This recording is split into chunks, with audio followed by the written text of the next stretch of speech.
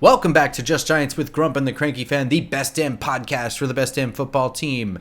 I am your host, the Football Grump. With me, as always, is Mike, the Cranky Fan, and we are back post annual Grump and Cranky family Christmas party game. And in tradition, the Giants lost pretty much right off of the jump there.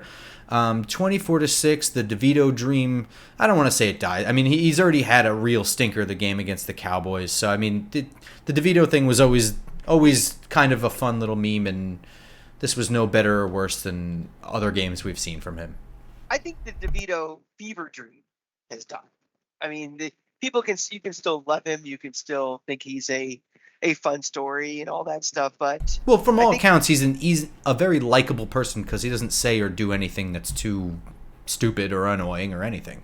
Yeah, agreed. And I don't know, I can't see you, but you want to tell him really quick what your Christmas present was? I should have worn it. It's very hot, so I'm not. I'll throw up a picture. I'm going to throw up a picture in the broadcast. I'm going to have to take a different one than the one I took last night. Or maybe I'll pull one from yesterday. But I'll throw that up on the screen right after I crack open this double IPA from local brewery Oak Flower Brewing. This beer, I love this beer because every time I crack it, it instantly foams up all over the top. But it tastes really good. It's pretty boozy. No, it's the beer. I didn't shake it. It's been sitting here. But this place is great. It's a really small business. They're popping up all over. Breweries are kind of the new thing. Microbreweries, distilleries as well. And good beer, small business, easy to promote thing, something everybody likes, just like us. So crack open an Oak Flower Brewing. Tell a friend about Just Giants podcast.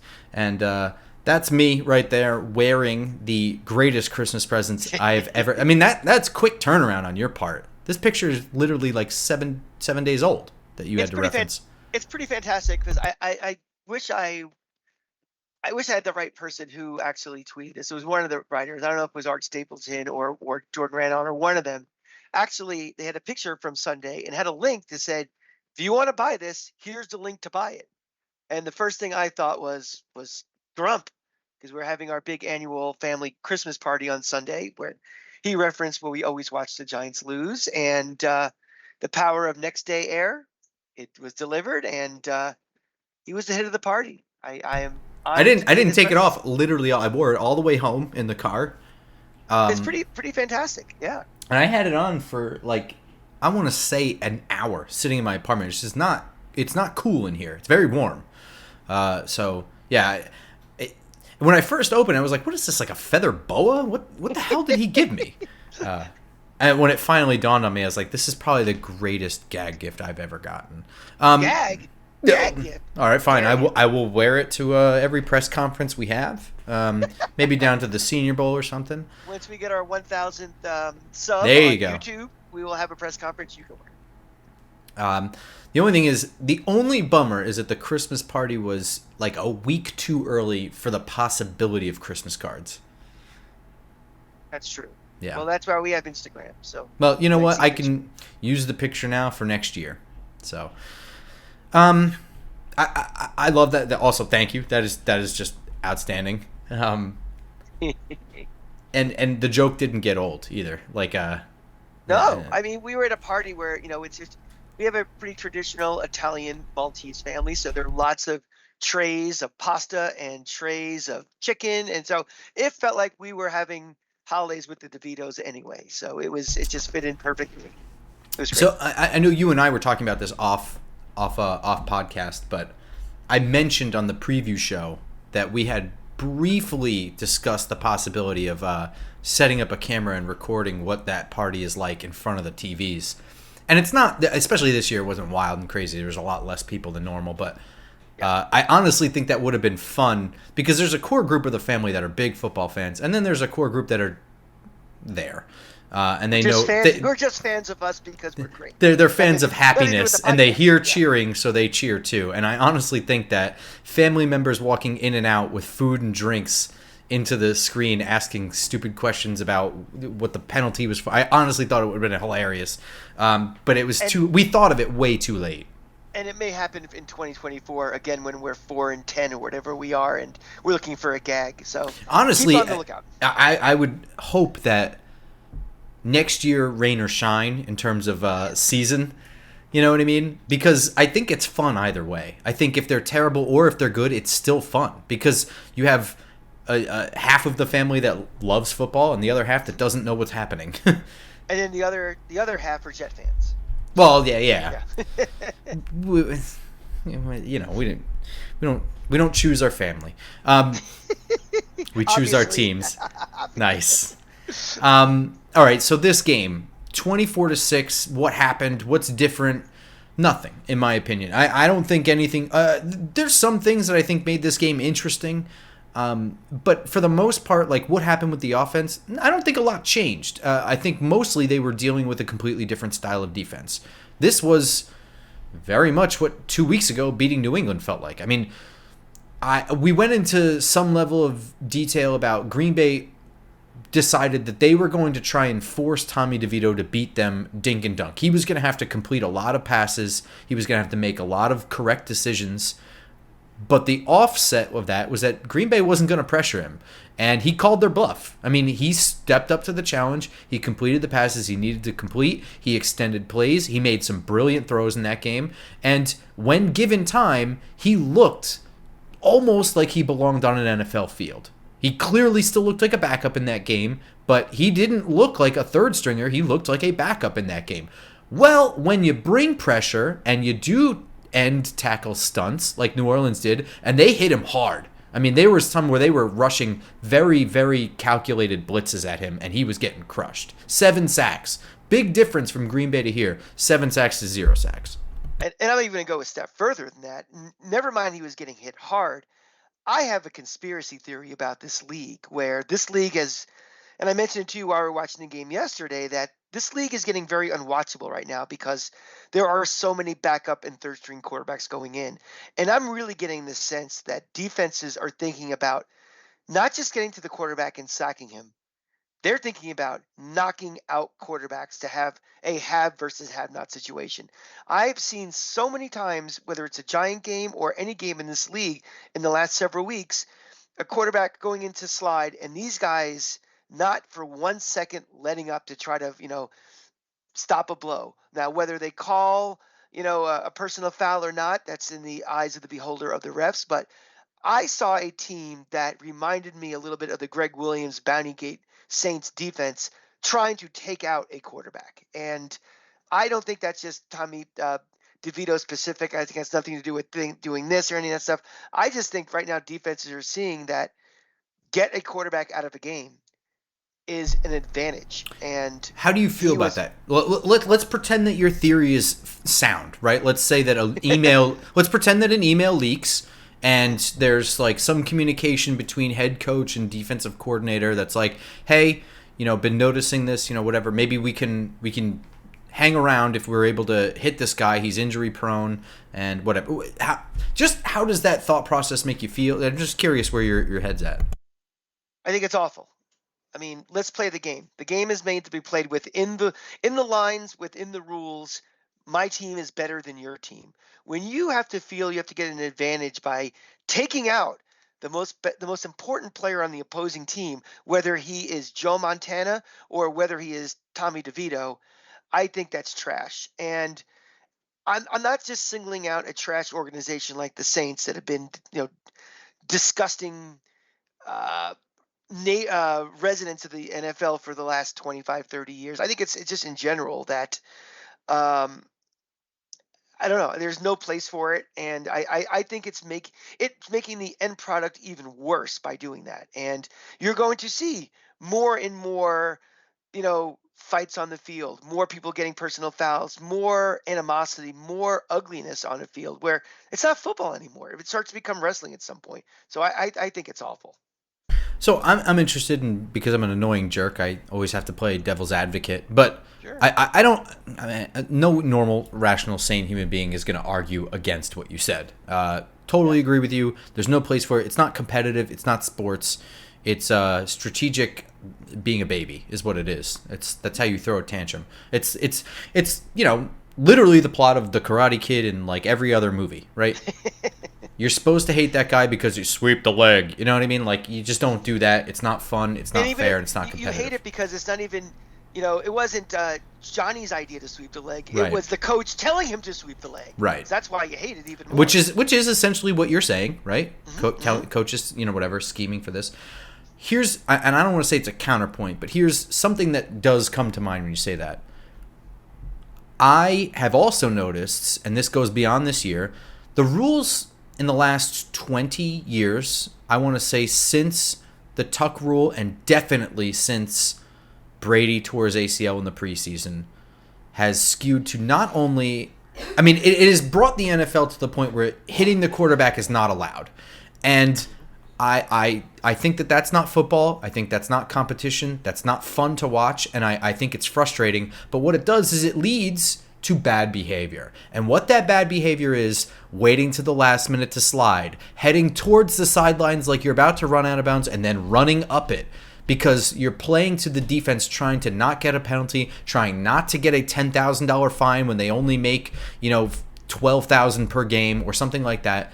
You're playing into a person's mind, and you're using the rules to your advantage. Now, I'm not saying hit people and knock them out of games. I'm not saying that. I am saying the league has legislated hitting the quarterback almost completely out of the game, which is bad enough. And what's worse is quarterbacks here and there are taking advantage of it, and I don't like that.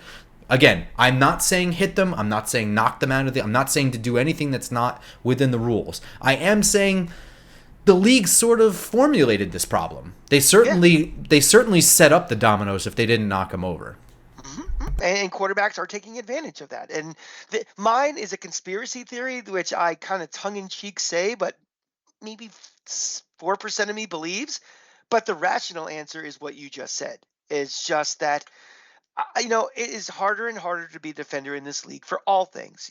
Pass interference rules. Things change all the time. What is pass interference? What is it not? All these different opportunities. They want more offense in this league. I get that.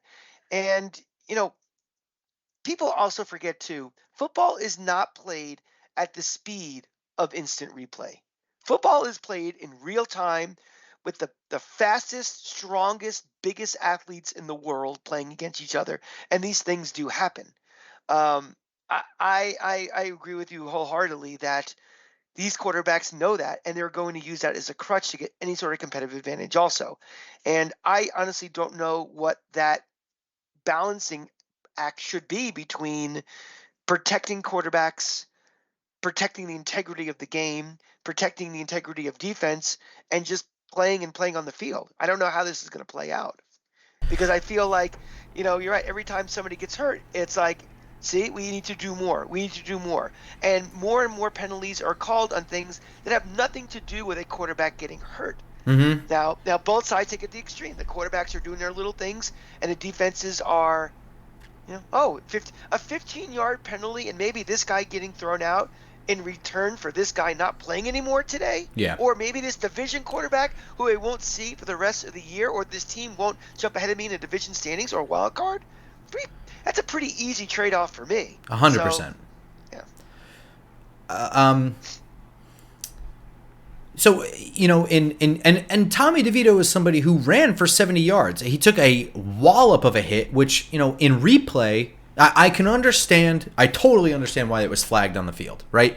He got hit. It sort of looked like he got hit in the head. He might have even got hit in the head. It kind of looked like the back took most of it. But regardless, a pretty much lifeless body rolled onto the turf afterwards. Yeah. So I get it. It was flagged. Just like you said, the game is not played at the speed of instant replay. Instant replay revealed he kind of got hit. Looked like between the shoulder blades under the neck. So a clean-ish hit. Kind of looked like lead with helmet, so I guess you can flag that. I feel like you could flag just about any tackle in this league if you really wanted to. I feel like they flagged the intent as opposed to flag the actual Sure. execution of the hit. Yeah. And I don't really know the answer as to what you do, because it doesn't seem... The answer seems to be over time, if you take away the legislation of hits coming out of the league, and, over time, newer recruits of college players getting to the NFL and knowing the rules the same way, forever, and not having them change halfway through their career helps, but it's just not practical to just take away all the rules at once. I mean, you're not going to do that. So I don't know what the answer is, but what I can tell you, getting back to this 24-6 loss, is that the offensive line is not vastly improved from what it was at the beginning of the year, just because there's some continuity with a couple of guys. They're still bad. Justin Pugh was hard on himself, and he should be. He was awful in this game. He was specifically exploited, kind of, sort of, probably. John Michael Schmidt should have, probably, too. Yeah. I mean, honestly, where our left guard is really a tackle and was not playing football when we signed him. It's not surprising he stinks, right? Yeah. He knows what he's doing.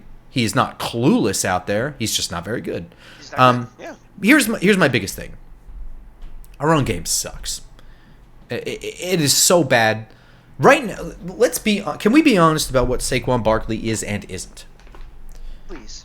Here's my thought, and you can tell me if you disagree. I think Barkley is a guy that can make any one guy miss in the open field. But he is not going to break gang tackles, and he is not going to take on heavy contact. He might break 2 tackles from 2 individuals at 2 different points of the exact same play, but if there are 2 guys coming at him, he's just going to go down. He's not somebody that's going to break multiple tackles at once or escape out of like a pack of people. Not maybe in 2018 he did, but it's been a while since we've seen something like that. And even if he does, it's not going to happen 1 or 2 more times on a drive, because let's face it, this offense now is as desperate for him to be great as Tennessee was when they had Derrick Henry at his greatness. Mm-hmm. That was a team that had basically no passing game. Their offense was Derrick Henry straight ahead, Derrick Henry left, Derrick Henry right, and probably better offensive line, a better running back, but he was their offense and he can deliver.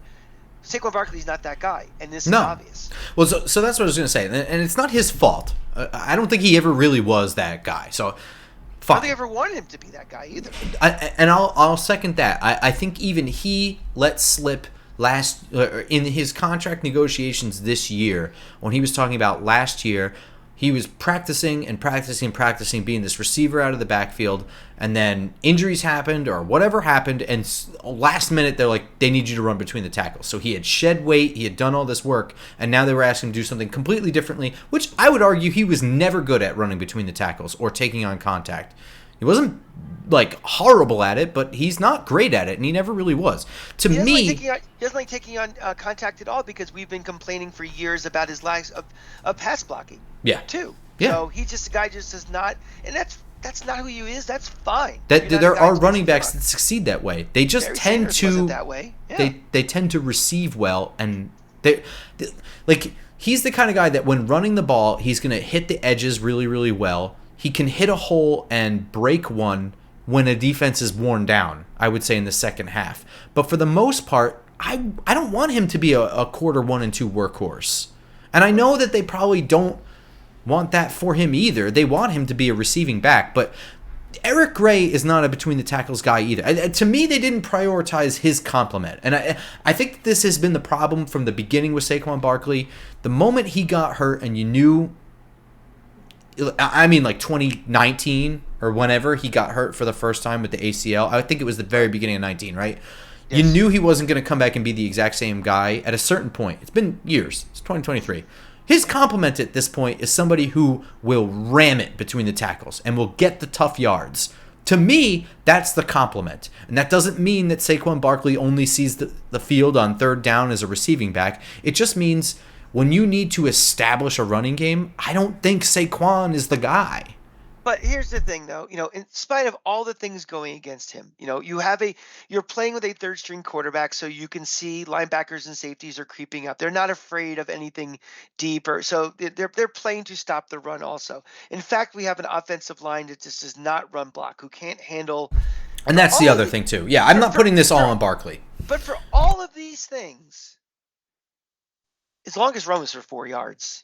I mean, if we're putting Saquon Barkley in that upper echelon of running backs, where everybody thinks is, this great guy who deserves to get paid, and holdouts and all this nonsense or something, it's not that he just hasn't broken anything at all I just never get the sense watching a game when it matters that like he's going to. Like, do you ever get the sense like it's just a matter of time? He just missed that, or no, he's a non-factor in this, and a non-factor is a long way down the pole from oh he's just missing and he is breaking out and doing these things. He's a body right now. No, And I'm not gonna bring that's too far for me. I know what you're saying, but I think, and I think several times this year there were times where I said like healthier Barkley, because he had the high ankle sprain early on. There were a couple times I said a healthy Barkley takes that one to the house, and they're like they're 11-yard gains, but it's like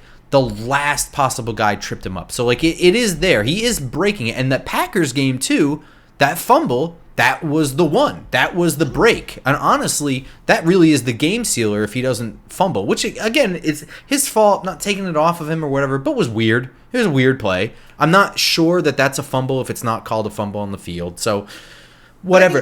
I need something like that almost every game. I understand that. But and again, that was like a rare exception this year. I agree with that. Concerns. Yeah, it's the injury too. It's the offensive line this year too. It's the fact that they've been pretty much playing with a backup quarterback all year. All those things I think factor into that. And I'm not fully taking away from what you're saying, but I do think that, to me, like the Packers game is the perfect example. That run where he had the fumble down the sideline, that to me is where Saquon Barkley enjoys the fruits of 3 quarters worth of running labor. Right? If you have a Brandon Jacobs type to hammer between the tackles for 3 quarters, you have a lead, and then the defense kind of has to sell out because they know you're trying to run the clock down. So they all come up to the line of scrimmage. Barkley is the guy that will breeze past, especially when he's not the workhorse and he has fresher legs. He will run past a cover 0 kind of defense that's all out to stop the run, and he'll take it to the house. I do think that he's that guy. I don't think it works when he doesn't have fresh legs, when everyone is choking up to the line of scrimmage, and when they have a bad offensive line, and when they have a bad quarterback. I think all of those factors make Saquon Barkley less of what he is, but I think we also need to be honest about what Saquon Barkley really is. He's not a workhorse back, and what he needs to be the best Barkley he can is a workhorse back to take that responsibility off of his shoulders. Well, I was going to say, all that is 100% true, but the way we look at Saquon Barkley is what was he or not, what he is now, or what the best Barkley can be. It's going to be now that we lost to New Orleans. This season's over. We're not making the playoffs. Our eyes have to be looking forward. 2024 and beyond is what is Saquon Barkley? What can he really be with this current and potential projected future roster construction? And do we want to pay for the services of that, given all these limitations we have around him? And that's going to be one of the major questions of this offseason. Is there really a place for him going forward for the amount of money it's going to cost? So when it comes to the offensive side of the ball, is that something you want to talk about now? You want to do just the offense? All right. So thrown up on the screen there, that is the offensive alignment, more or less, with a trips formation to the left, I guess, and a single back set. There's a seal here and a seal there. Yeah.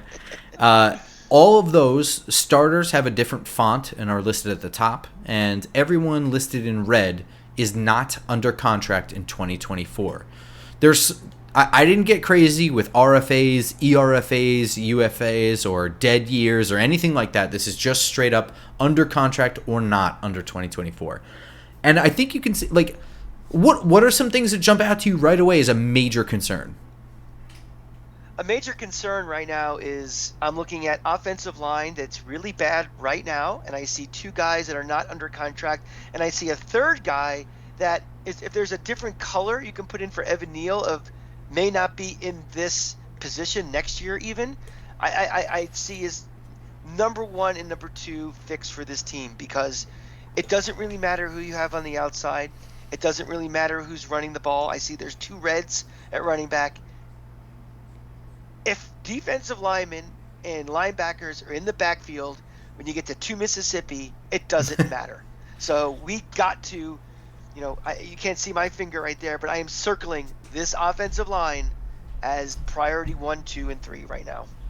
So it's interesting because I know a lot of people, and I wouldn't say they're wrong, but without question, without batting their eyes, without thinking for more than a millisecond, will tell you quarterback is need number one. And I'm not going to say that they're wrong, but here's what I will say. And it's December 16th, 15th, 16th. Hmm. So it's still early, and we are going to do our off-season stuff when it's time to do off-season stuff. But little glimpse. We were talking about this on Sunday. I agree with you. I don't care if Evan Neal kicks into guard by game 1 next year. I honestly think that if the Giants bring in a bona fide right tackle in the draft, let's say the draft first. If they bring in, I think you just have an open competition. Evan Neal or new guy, right? And I think you make your decision pretty quickly because Evan Neal as a blocker is not terrible. His problem at tackle is getting out of his fucking stance. I'm sorry. He's too slow. When he is in good position, he does a pretty decent job. His problem is he's always in bad position because he's late. And it doesn't matter how good of a blocker you are. If you're not at your spot when you need to be, you will not deliver a good block. So if he is still, in 3 years, at the beginning of next year, not able to get out of his stance by training camp, I say you fucking give up. I don't care anymore. It's because we're not talking about hand placement. We're not talking about leverage. We're not talking about drive. We're not talking about putting on weight. We're not trying to talk about staying healthy. We're simply talking about getting out of your stance on time. If he still can't do that by year 3, I say kick him inside. Because, yeah, he might get bowled over, but he's not going to get beaten around. Hmm. And that's one of the biggest problems we've been having. And he won't have to worry about kicking his right leg out and getting to a spot. He just needs to get up. That's it. He's just got to get his hands up and stay low. That's it. He doesn't need to get to a spot and kick out his right leg for a really fast guy. He's just got to get up, and he's got help on either side of him. Now, he still needs to deal with stunts. I'm not saying the guard position's easy. I'm just saying I'm fine replacing him. Forget it. Fuck it. He has skill and he's under contract. I'm fine moving him into guard. And I don't want to find out from a division rival that our first round pick is better at guard than tackle, even for 1 year. I don't care that it didn't work beyond that. It worked for a year. It means that we probably should have done it sooner. I have 2 points I want to get to. First, going back to the offensive line and stunts. This team has not been able to handle stunts for a while now. And to me, I am questioning as much coaching as it is actual ability of, physical ability of this offensive line. We've been talking about this team can't pick up a stunt to save its life for how long now? Definitely as long as, Dable's been coach. I think it goes beyond that. Exactly. We haven't had a good offensive line in what feels like forever. So Exactly, but that specifically, it's just like we can't handle a stunt. We can't handle a stunt. That to me, at some point, it's like that gets on his coaching. And if you guys know me, I am a players play guy. I don't blame things on coaching nearly as much as other people do. But this to me, it's like something as basic as a stunt. You can't see this coming, and we look so completely unprepared for it, where it just happens again and again and again in a particular game. I'm blaming coaching on that as much as a talent. Well, I'm right there with you, but I do have a question. Why is it that Justin Pugh, who's been in this league for forever, can't pick up a stunt? I'm honestly asking because I agree with you. That sounds like a coaching problem, right? It sounds like a film room problem, but also stunts are just a normal part. And I'm not an offensive lineman. I never played offensive line, wide receiver, defensive end, running back, or the only and corner. That's it. But Justin Pugh wasn't a Giant before he'd still be on his couch. That's the only reason. That's why. Okay, that's a fair answer. Only reason why he's on this team. Fair. Okay. Yeah. The second thing I want to talk about, we go back to the quarterback again, where you said, a lot of people would say quarterback. Now, I know there were a lot of Giant fans that A, didn't like the draft pick from day one and were against him.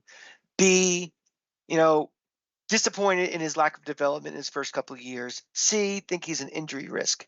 But for everybody else who would say number one pick need is quarterback, you were not thinking that, and be honest with yourself, until we started flirting with the possibility of a top 3, top 2 pick. All of a sudden, when it's like, oh, we might be able to get Caleb Williams. Oh, we might be able to get May. Oh, we might be able to get name your quarterback. That's when you decided, I'm done with Daniel Jones. I've always had a very my position has been the same all along through this thing. If you have the opportunity to get a get out of jail free card and get out of that contract and you're still in a rebuild on a much cheaper quarterback deal after 2024, that's why I make the upgrade or make the draft pick. I'm not doing it because of ability of Daniel Jones. I think we were all kind of, when the contract happened, me and you did that analysis. We went through all 32 starting quarterbacks, and we thought that the money that we gave was roughly in line with where we ranked him in the top 32. So I think a lot of this is a bit of revisionist.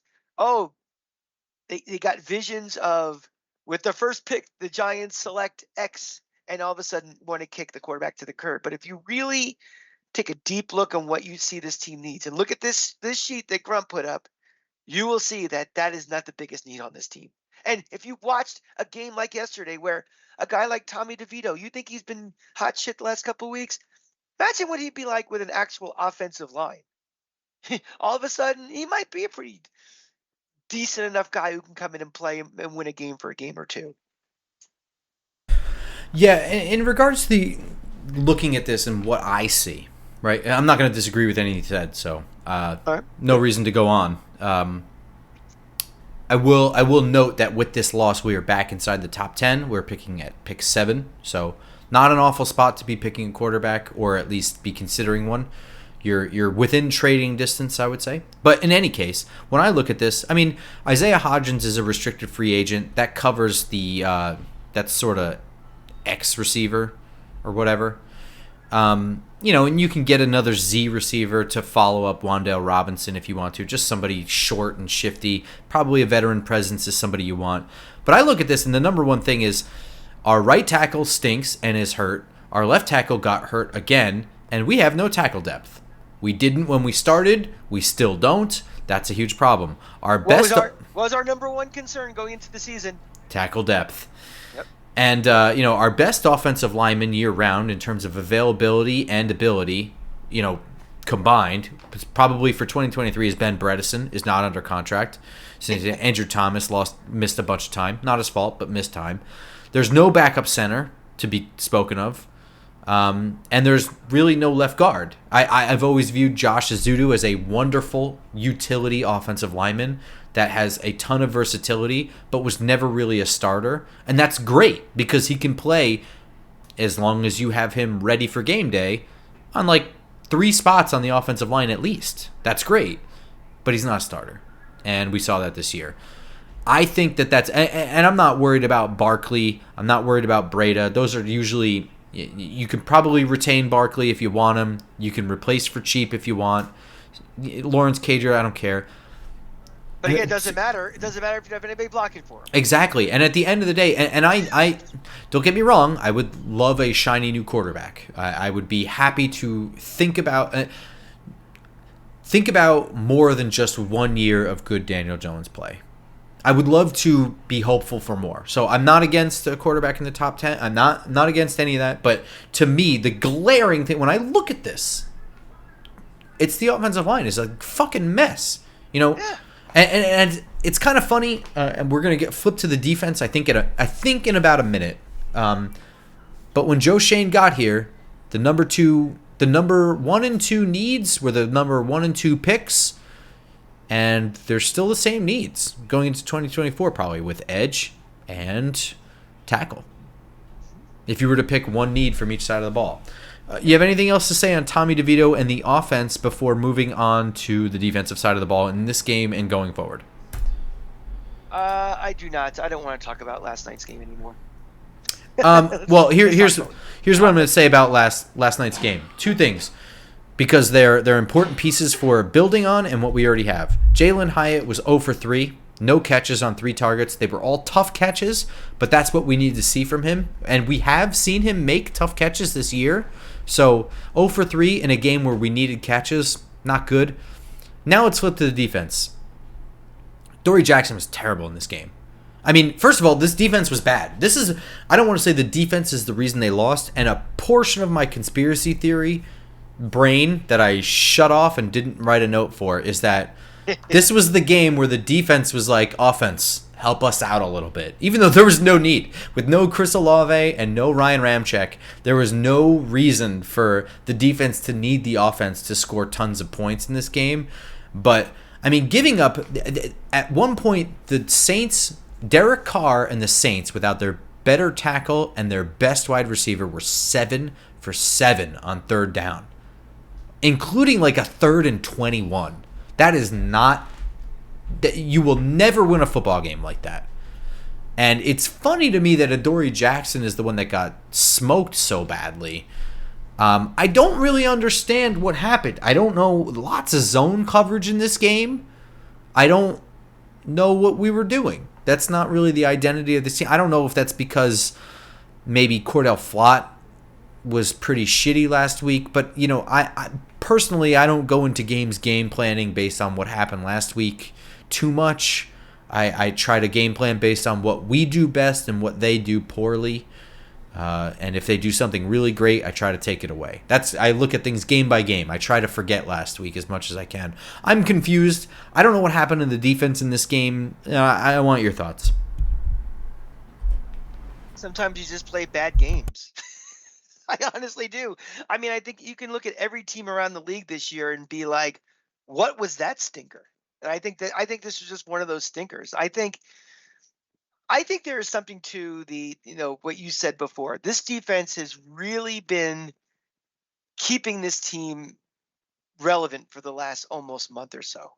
And I think when the offense all of a sudden had one of those stinker games, I just think this defense kind of ran out of gas, emotional gas almost. We saw it just, you know, every time there was a play to be made, there was a play not to be made. And I think this is one of those. I think they just took a breath and, you know, just the air is out of the tires a little bit type of game. And it happens in this league. It's a lot for every week to have to pull your weight constantly and play at a level of almost perfection. And the way, you know, I don't care. Last week I think is going to look obviously more like the anomaly in the Tommy DeVito era than, you know, the norm. But the norm of this team is this team doesn't score in the first quarter. This team struggles to score touchdowns. This team struggles to do well on third down. That means the defense is on the field a lot and they can't make any mistakes. And I just think that, you know, New Orleans is a place we've always struggled. We've always given up, but we've actually, relatively speaking, played pretty well considering some of these prior performances we've done in New Orleans. So, well, my conspiracy theory is that the defense went into zone coverage more often as a designed fuck you to the offense. You know what I mean? Like, that's why I said it was a conspiracy theory. Like, I've never seen us play so much zone, and we were very bad at it. It's really weird to me that we did that. I don't because of New Orleans offense or because of our offense? Well, I don't know why the hell you change what you do when a team. Well, think about it from this way. You're Wink Martindale. You have this defense at your disposal. Derek Carr, who has been shitty this year, is without his better tackle and without his number one wide receiver. Why the hell are you changing what you do? I think these coaches sometimes play 4D chess. I understand that, and that's fine. Last week at Green Bay also, like, why they change what they normally do? Well, I think that Green Bay made a very stupid, calculated decision. That was, okay, last week New England sent pressure his way, and he either completed a long pass and put them in field goal range or they sacked him. We're going to make him beat us. That was a calculated decision that I understand and it makes sense. I just don't agree with. This doesn't make sense to me. I don't make the connection. A team that has a quarterback that has not been playing well is now less protected and has less of a reliable receiver to throw to. We're going to sit back. That doesn't make sense to me. I don't know why Wink, the master of aggression, and when your back's against the wall, exactly. I don't understand that. You're going to drop into zone maybe, and I will accept we're going to play 4D chess because I've even suggested it against young quarterbacks, right? I was put 11 guys at the line and drop into coverage, confuse the absolute piss out of them. Yeah. That didn't work at all in this game. We had one sack, was on a Jason Pinnock blitz, But the rest of the time, it didn't look like Derek Carr had any trouble deciding where to go or having time to do it. And having the guy there available to get it. Yeah, exactly. I mean, honestly, guys were wide open. We are not good in zone coverage because we didn't build a roster to be good at it. Right. How many times have we said on this show, this is a wink guy we got? Yeah. This is why are we making moves for a wink defense when they don't like each other? So we specifically crafted that side of the ball to be the image of what he wants to do, and all of a sudden, let's not. Yeah. The defense might as well have his face on it. Yeah. Let's look at the defense. This is what our defense looks like in 2024 as soon as the final whistle blows on week 18 of this year for the New York Giants. The first thing that jumps out at me, honestly, is the fact that we have literally zero linebacker depth. I'm not going to lie. That is the first thing that jumps out at me. But if I critically analyze biggest needs, it's a three-way tie for me. And I don't know about you, but I think that when I look at a super young secondary like this, a veteran badass at safety, and I don't know that Xavier McKinney is that guy, but he's leaving, and I think that leaves a void for a veteran badass at safety. I think that Adoree Jackson puts Trey Hawkins in a very precarious position, not just with expectations, but also with health. I mean, we don't really have any corner. Hang on, just one more thing. We don't have any corner depth to really speak of, and I look at opposite Kayvon Thibodeaux. I see no depth behind Thibodeaux. I see opposite him is suspect. And then behind that is a completely different player who's not really a pass rusher. He's a really strong run defender on the edge. I see problems at all three spots, and I have trouble deciding what is the biggest problem. To me, they're equally the biggest problem. And I'm curious what you think. Well, I also would have Azeez Ojulari in a different color again because I just can't rely on him being on the field that often. So, yeah, he's under contract. Yeah, on paper, he'll be starting next year. But will he be in week 1? Will he be around in week 1 through 5? I don't know. And honestly, what we've seen from him in being unhealthy and then being healthy and then being unhealthy again, wouldn't you say that he probably thrives in the sub role? Yeah. I don't think I'm not saying he's a bad starter. I think he's a pretty capable starter when he's healthy. I just think that if you get to get him in there in place of Kayvon Thibodeaux, to give Kayvon a blow and have Kayvon only play, let's say, 75% of snaps or something like that, and then Azeez only has to play 25% of snaps, I think you get the best of both players. My defensive philosophy, if I'm a GM, is pretty simple. I put the priority on as closest to where the ball is snapped and work my way out. That to me means I need to fortify this defensive line. I need to fortify these edges because if I can have and maintain a constant pass rush, it makes everybody behind me all their lives a lot easier. And I don't need to have pro bowlers, on both corners and at safety back there. I need rocks up front. And to me, so there's potential that Trey Hawkins may be the starter next year, and we have to figure out things at safety and all that. But to me, I want badasses up front. I want somebody that's a compliment to Kayvon Thibodeaux on the outside that says, okay, when I come into this game, I better be prepared for a constant pass rush, a way these guys are going to be troubles with the running game, and then that all helps out everything else behind it. So to me, my biggest thing is an opposite of Kayvon Thibodeaux. And I'm not going to disagree with that. Mainly because I can't choose myself, so it's hard to disagree. But I would say that another thing that is really concerning that we didn't mention is, we're only looking at contracts. Cordell Flott is really shitty playing the slot. Yeah. Darnay Holmes is not much better in this defense because he's not a good man corner. The best one on there is probably Aaron Robinson, who might as well be John Doe at this point.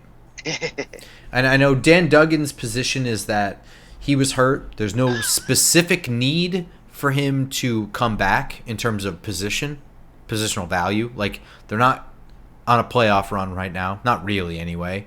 No corners are hurt. Everybody is healthy at the corner position. In fact, the entire secondary is healthy, as far as I know. McKinney, Owens, Pinnock, Belton, McCain, Banks, McLeod, Flott, Holmes, Jackson, and all those guys all are good. healthy. Yeah, the only one who's not healthy is Aaron Robinson. So why rush him back? And that's fair. But also, if he were any good, and if he were any available, he would probably be beating out Cordell Flott to be the starter at slot. Absolutely. And I'm a big fan of Aaron Robinson. I think he fits this defense perfectly. I think he fits the slot perfectly. I like him for this defense. But if he's not going to be around, he's not going to be around. Now, I'm not going to let his status affect any decision I make. But the fact remains that of those three, if you're going to discount Aaron Robinson as someone who's not someone to rely on, they don't have a single slot corner. Not one. I think there's something else on this this graphic which you don't have on here, and even though it's not a player and it's not a color-coded thing, it's something that's going to be hovering over this as a specter of Wink. how this all changes. Yes, is Wink Martindale back next year? No kidding. Whether he is either fired, takes a lateral position somewhere else to save face, whether he gets a head coaching job, that scrambles this board up completely, because you, like we just said 5 minutes ago, Wink Martindale defense, guys brought in to fit what he wants to do. And unless there is a Wink Martindale cloning factory somewhere down the street where we can just bring in 2.0 of him, we may have a defensive coordinator who has significant tweaks to what we're doing now, a wholesale change to what we're doing now, which might mean that somebody who is still under contract or something we think is stable for next year may be yesterday's news and may be gone. So that is something that is really going to hover over this for a while, of what this board might mean. I'm gonna wrap up my thoughts because we didn't do special teams. Or sorry, I just included you in my work here. I didn't make a graphics for special teams. I approved it. So yeah, here's what one thing I think, and this is the thing that troubles me the most. I look at these two graphics that I made, and I see a problem. To me, the problem is the offense needs less pieces to function the way that I want it to function. And I don't mean the guys in red. I mean some of the guys in red are easily replaced, cheaply replaced, or you think are coming back on a deal or something like that. I think it takes less moves to fix the offense. When I look at this defense, just look at the amount of red. There's not a single fucking depth linebacker on this team. Not one. There's no depth at corner. Remember one thing now. Let's caveat this a little bit. That doesn't mean that everybody in red is not coming back. That's not my point. My point is that there are more moves that need to happen. Yeah. There's more that needs to happen on defense. But which is more important? I mean, I have to... Like I said, there are three glaring issues for starters on defense between safety, corner, and edge. I think you got a serious problem at slot corner, and I think you have a serious problem when you consider linebacker depth. That's literally every level of the defense, okay? Then you flip to the offense, and yes, you have a serious issue on the offensive line. Yes, you got a quarterback problem, and those are the more expensive problems. You have a tackle and quarterback are the two most expensive positions in the sport. So you have both sides of the ball still after how many years of rebuilding this roster, and I understand different GMs, different coaches, I understand all that. But as a fan, looking at this, after a year that was successful last year, I am looking at two sides of the ball that need significant investment to improve. And I have to err on the side of offense scores points. The league has been legislated to the point of scoring points, winning games.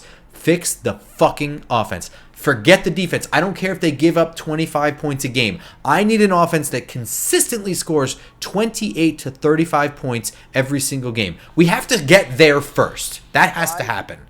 The best teams in this league right now, the teams that everybody thinks are the Super Bowl contenders, are San Francisco, Philly, Dallas, Miami, Baltimore. And almost every one of those teams scores. They play shootouts. They win shootouts. They don't mind being in shootouts. I mean, I think Baltimore is the exception of that. But let's put them aside for a second. The only reason Miami is in that conversation for a team that could go do damage is because they can score a ton of points.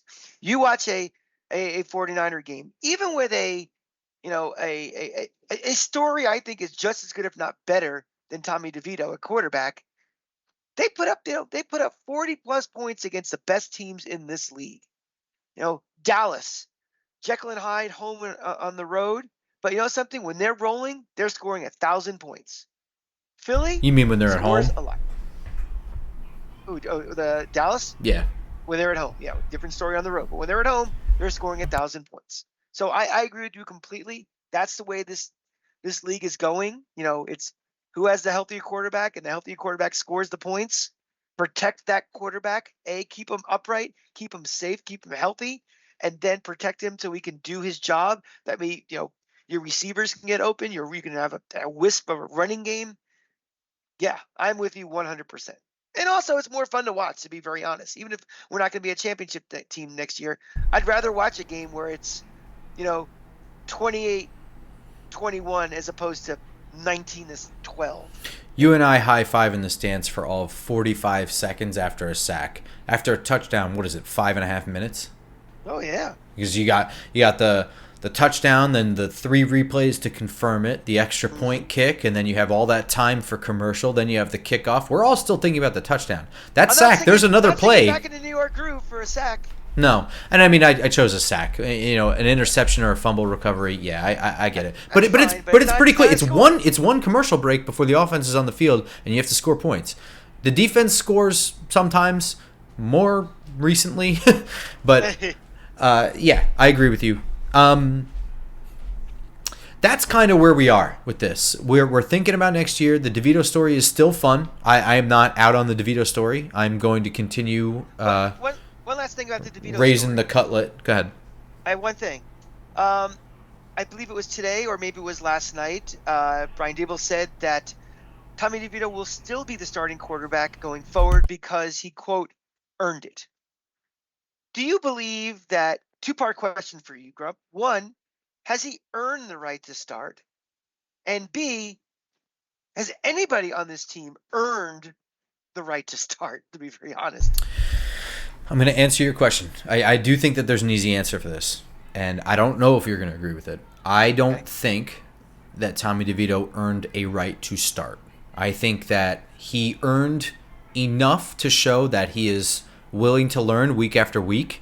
He clearly does not let things bother him when he screws up. He has a good job of clean slate. So he has qualities that you can say he earned it. He scored points. He also screwed up. He has remained even through all of it. Okay? He seems to be, from my eyes, which are uneducated, very coachable. I would say this is less about what he's earned and more about what Tyrod Taylor has not earned. Tyrod Taylor screwed the Bills game. He ruined it.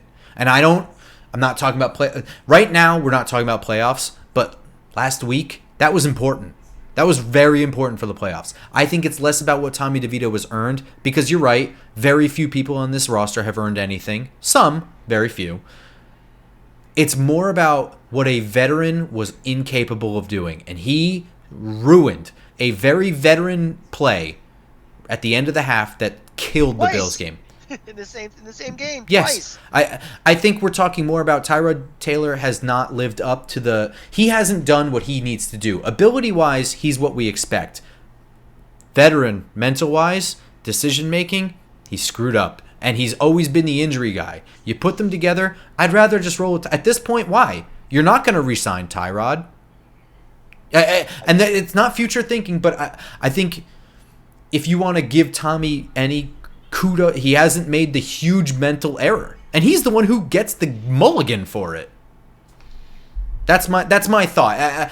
I agree with it, I think, but no, he hasn't.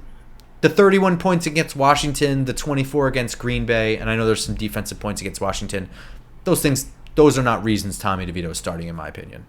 I agree. I think it was the wrong choice of words. Which no, I think it was the diplomatic choice of words. It didn't throw Tyrod under the bus. Yeah, this is still one of the worst offenses in the league, and still one of the worst passing offenses in the league, and DeVito's QBR numbers. But if we want to start we just spent 30 minutes talking about the future and looking what needs to be upgraded, and one of the things that needs to be upgraded on this team is backup quarterback, and a coach may say they still want to win, but you know, there's more to it than just that. And having, like to you said, having Tyrod Taylor play, who's not going to be on this team next year, it's kind of a waste of time. Okay, maybe they win the Philly game in week 17 when they're playing their third string quarterback and it's completely meaningless to them. But I think you're getting more out of not even so much of the let's see what we have with Tommy DeVito, but actually let's give him meaningful reps to build on. And then, decisions are always made each and every year. We don't know what's going to happen next year. We may get a backup quarterback in the draft. They may find somebody they really like, and this is all moot. But while he's here, let's make every snap count towards something. Even if it's not towards a meaningless victory, it's for developing him, giving him reps, giving him game experience, giving him more confidence going into the offseason. So, yes, I think it's just I think the word used was a little curious and odd, but I would keep rolling with DeVito because at this point, there's more positives too than negatives. And to me, winning, I don't need to win these games going forward. Next game is on Christmas Day against the Philadelphia Eagles in Philadelphia. When are we doing a Thursday? Are we still doing a Thursday? I think so, right? We could do a Thursday, absolutely. Yeah, so normal Friday morning preview episode for that Eagles game. It's going to be the most wonderful time of the year and also the worst game you've ever watched. But we will get into all that Friday morning. Be sure to stay tuned on iTunes, SoundCloud, Spotify, and of course YouTube. Follow us on Twitter at @football_grump, at the Cranky Fan, at Just Giants Pod, and we will see you all Friday morning for a Merry Christmas episode. Until then, go Giants. Go Giants.